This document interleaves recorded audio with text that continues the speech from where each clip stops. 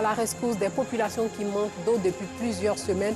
Aujourd'hui, ce sont les habitants de la commune d'Abobo-Bokabo qui ont été desservis en eau potable. Et puis le calme est revenu ce matin dans la bande de Gaza et en Israël après l'entrée en vigueur des cessez-le-feu qui a mis fin à 11 jours d'hostilité sanglante.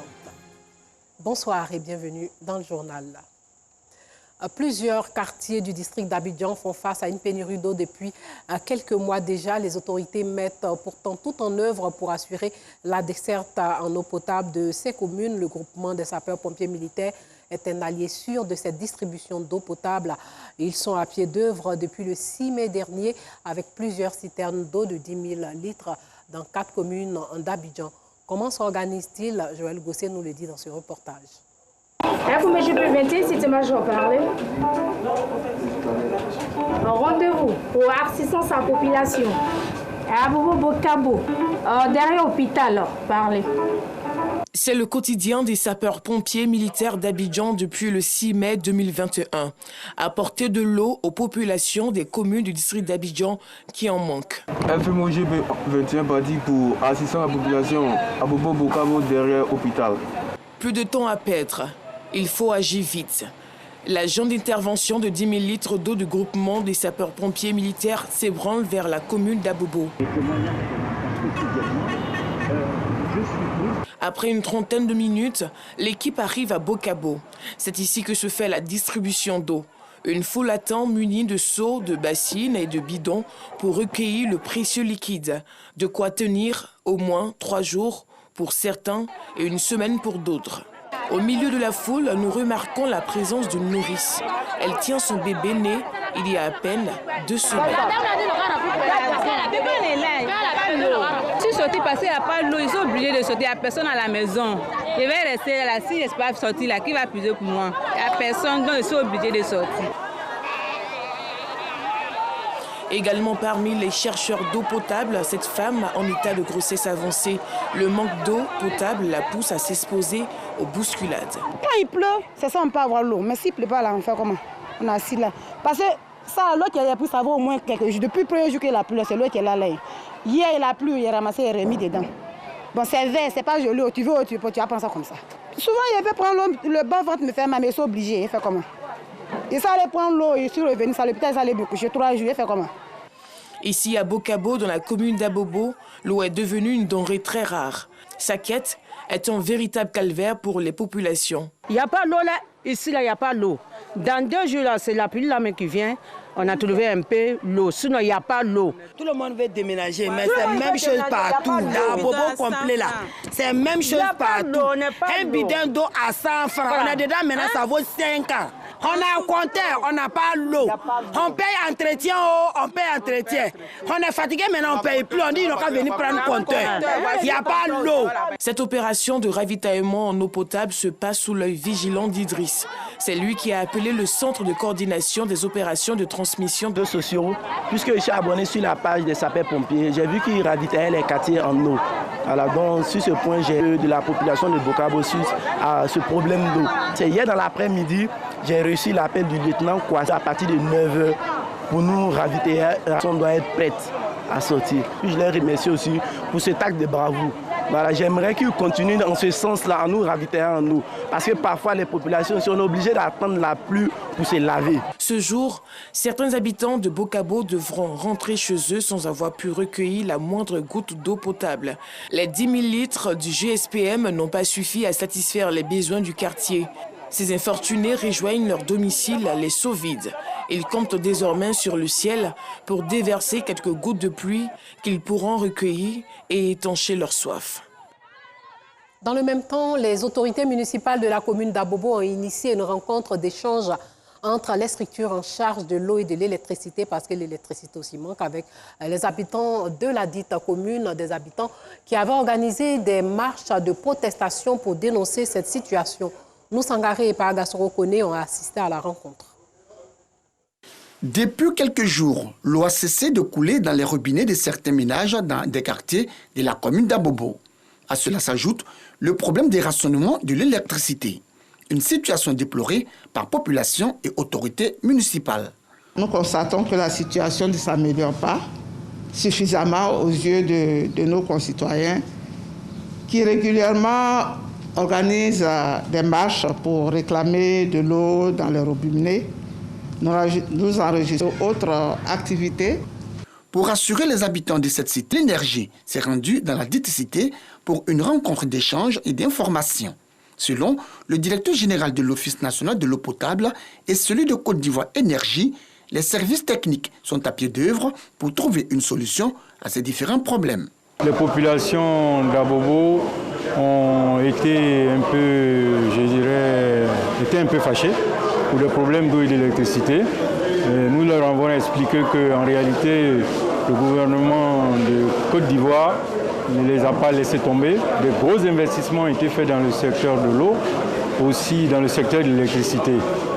Alors ces informations leur ont été portées à leur connaissance et elles ont compris également que les difficultés qui ont été les leurs ne sont que des difficultés passagères. Et nous pensons que d'ici quelques instants, nous allons régler l'ensemble des problèmes liés à l'eau et à l'électricité. Au sortir d'ici, je suis encore heureuse de savoir que notre marche n'a pas été vaine.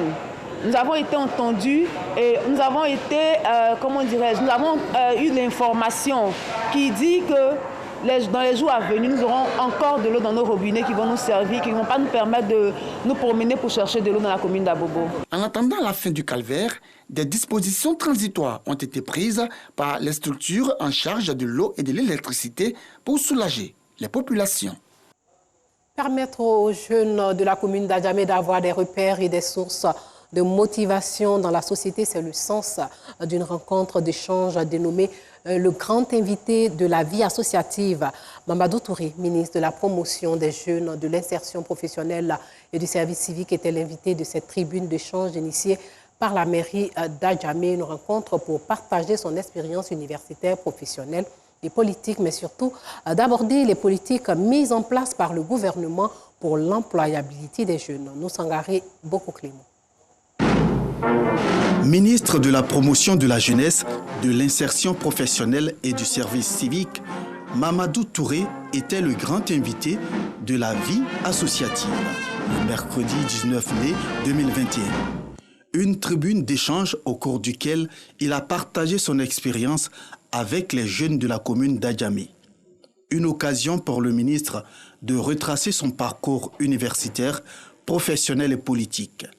Mamadou Touré a également exhorté les jeunes à la culture de l'excellence et à la persévérance. Moi, je pense que c'est bon de s'engager. Maintenant, tout le monde n'est pas obligé de faire de la politique. On peut être engagé politiquement, on peut être engagé au niveau de la société civile, parce que c'est l'engagement qui permet d'apporter sa contribution à son pays, à son continent, au monde, etc. Donc, il faut vous engager. Chargé de l'insertion des jeunes, le ministre Mamadou Touré est aussi revenu sur les grandes actions entreprises par le gouvernement pour répondre à la problématique de l'employabilité.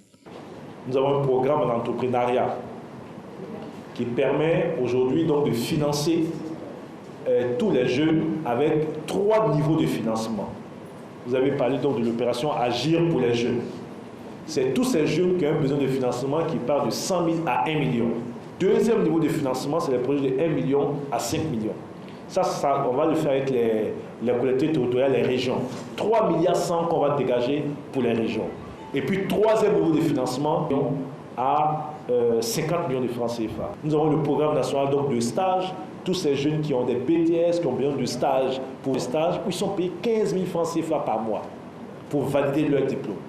Cette rencontre d'échange est une initiative du premier magistrat de la commune d'Adjamé. Elle vise à transmettre des valeurs de probité et de civisme. La vie associative est un dispositif qui s'inscrit dans le cadre de la promotion de la vie associative et du renforcement des capacités des jeunes. Ce programme vise à encourager les jeunes à agir en tant qu'acteurs de changement et de développement social. La vie associative est à sa première édition. Le maire Farik Soumaoro entend pérenniser ce rendez-vous d'échange avec les jeunes en vue de leur permettre d'avoir des repères dans la société. Parlons éducation. Les meilleurs élèves du lycée moderne de Songon ont été récompensés pour leur mérite et leur abnégation au travail par la Jeunesse Côte d'Ivoire Plurielle, une structure non gouvernementale qui œuvre pour la promotion des citoyens nouveaux et respectueux des valeurs républicaines. Il s'agissait pour les organisateurs d'encourager l'excellence à l'école, agir ensemble dans l'école pour la promotion des citoyens modèles. C'est le thème développé au cours de cette cérémonie de distinction. Paragasson connaît Demadangui. Ils sont les meilleurs de leur promotion. Ces élèves du lycée moderne de Songon, commune située dans le district autonome d'Abidjan, ont été distingués pour leur mérite et leur ardeur au travail. Une initiative de la Jeunesse Côte d'Ivoire Plurielle, JCIP, qui vise à encourager et à féliciter ses apprenants, mais surtout à prôner l'excellence à l'école. C'est autour de la problématique Agir ensemble dans l'école pour la promotion des citoyens modèles que cette cérémonie de distinction a été initiée. Objectif, faire des élèves des modèles et des citoyens responsables dans la société. Nous avons récompensé les meilleurs. Les parents d'élèves sont venus nombreux, car pour nous, c'est promouvoir les valeurs de la citoyenneté. L'objectif, c'est de permettre aux jeunes d'être un modèle pour la société, leur donner des valeurs qui peuvent leur permettre d'être des bons citoyens. Donc, nous pouvons dire que nous avons atteint quelque part notre objectif qui visait à sensibiliser les jeunes sur les valeurs de la République. Cette cérémonie a vu la présence des responsables et encadreurs du lycée moderne de Songon et a bénéficié du soutien de l'honorable Diomandé Aboulaye Karim. Il a exhorté l'ensemble des élèves à plus d'abnégation au travail et leur a demandé par la même occasion d'être des exemples à l'école afin d'être de bons citoyens pour le pays. C'est le dénominateur commun à la Côte d'Ivoire. La Côte d'Ivoire est très riche, la Côte d'Ivoire est très belle. Il faudrait que nous nous organisions indépendamment de nos différences qui sont des richesses. Toute la Côte d'Ivoire pour en faire ce qu'elle est déjà en Afrique occidentale, l'un des pays les mieux. C'est pourquoi nous disons merci à ces enfants. Le message des responsables de la Jeunesse Côte d'Ivoire Plurielle, JCIP, des responsables du lycée moderne de Songon et du parrain, fort apprécié par les apprenants. Cette action est une bonne action parce que ça nous a permis de savoir les actions que nous devons poser de la société pour être nos professeurs, de ne pas être distrait en classe et d'avoir de bons résultats scolaires. La Jeunesse Côte d'Ivoire Plurielle, JCIP, sa mission, rassembler, contribuer à la paix et à la cohésion entre les différents acteurs du système éducatif, mais aussi contribuer à la paix et à la stabilité en Côte d'Ivoire. Sachez que le marché d'Adjamé Roxy est parti en fumée ce matin. Selon des sources présentes sur place, les sapeurs-pompiers militaires sont arrivés sur les lieux quelques instants après et ont circonscrit le feu. Les flammes ont fait de nombreux dégâts. Pour l'heure, aucun bilan officiel n'a été établi par le groupement des sapeurs-pompiers militaires.